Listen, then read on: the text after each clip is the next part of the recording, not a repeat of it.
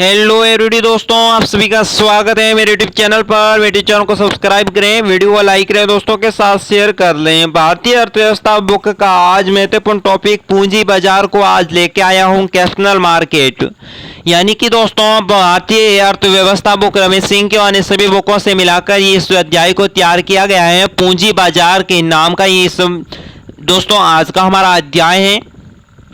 पूंजी बाजार एक बाजार है जहां पर दोस्तों अंश पूंजी यानी कि प्रतिभूतियों का लेन देन किया जाता है।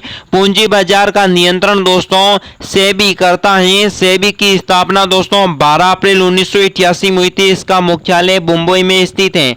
यानी कि दोस्तों ध्यान रख लेना, पूंजी बाजार एक ऐसा बाजार है जिसमें अंश पूंजी का प्रतिभूतियों को में लेन देन तो किया जाता है, पर दोस्तों सेबी की स्थापना 12 अप्रैल 1988 में की गई थी। सेबी का मुख्यालय कहां पर है दोस्तों? मुंबई में स्थित है। सेबी की स्थापना वर्ष 1988 थी, पर दोस्तों प्रारंभिक पूंजी दोस्तों 7.5 करोड़ जो कि प्रवर्तक कंपनियां IDBI या ICICI और IFCI द्वारा प्रदान की गई है। भारतीय पूंजी बाजारों को दोस्तों दो भागों में विभक्त किया है, संगठित पूंजी बाजार और असंगठित पूंजी बाजार। संगठित पूंजी बाजार दोस्तों, संगठित पूंजी बाजार का आशय ऐसे बाजारों से है जो कि किसी न किसी प्रकार का नियंत्रण होता है, जिसमें पूंजी की मांग करने वाले प्रमुख पक्ष संयुक्त पूंजी वाली कंपनियां और स्थायी दोस्तों संस्थाएं होती हैं।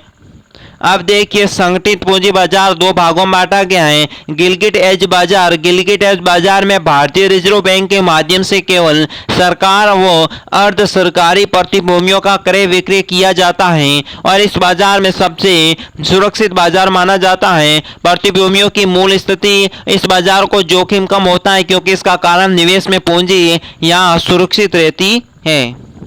अब देखिए दोस्तों, औद्योगिक प्रतिभूति बाजार में औद्योगिक कंपनियों के इक्विटी और ऋण पात्रों को बेचा और खरीदा जाता है। औद्योगिक प्रतिभूति बाजार में नए और पहले से स्थापित औद्योगिक उपक्रमों के शेयरों की बिक्री की जाती है। इस बाजार में निजी प्रतिभूतियों को कंपनियों द्वारा बेचा जाता है। इसका पंजीकरण भारतीय कंपनी एक्ट 2013 के अंतर्गत किया जाता है। कंपनी एक्ट के दो प्रकार की होती है। एक होती है पब्लिक लिमिटेड, जिसमें दोस्तों कम से कम 7 अंश पूंजी धारक होते हैं। 50% से अधिक हिस्सेदारी सरकार की होती है। और दोस्तों सेकंड होती है प्रायोरिटी लिमिटेड, 2 से 50 अंश धारक तो होते हैं, पर 50% से अधिक हिस्सेदारी दोस्तों निजी कंपनियों की होती है। औद्योगिक प्रतिभूति बाजारों को दो भागों में बांटा गया है। एक में दोस्तों है प्राथमिक प्रतिभूति बाजार। प्राथमिक प्रतिभूति बाजार में कंपनी सीधे जनता के बीच में अपने अंश पूंजी को जारी रखता है। ये नए शेयर होते हैं। इसके जारी करने से पूंजी बाजार में नया निवेश आता है। इस प्रक्रिया से भी किसी भी दलाल नहीं होता, बल्कि दोस्तों इसकी सीधे निवेशकों के अंश पूंजी बनाती है। अब देखिए द्वितीय पूंजीभूति बाजार।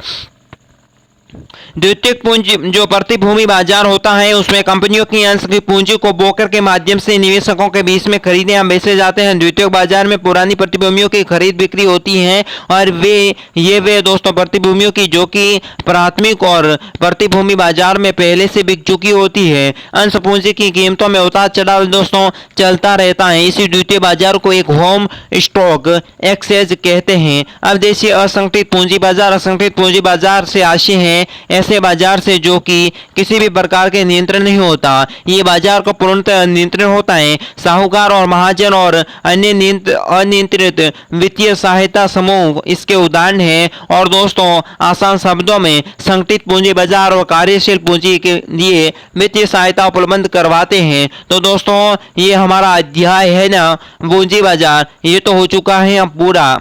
इसमें कुछ आपको ऐसा कमी लगती है तो कमेंट बॉक्स में जरूर बताएं। वीडियो को लाइक करें, दोस्तों के साथ शेयर कर लें। नेक्स्ट अध्याय भारतीय अर्थव्यवस्था 1950 से 1990 तक की, इसे नेक्स्ट वीडियो में हम जानेंगे। आज की वीडियो में बस इतना ही। मुझे दीजिए इजाजत। नमस्कार।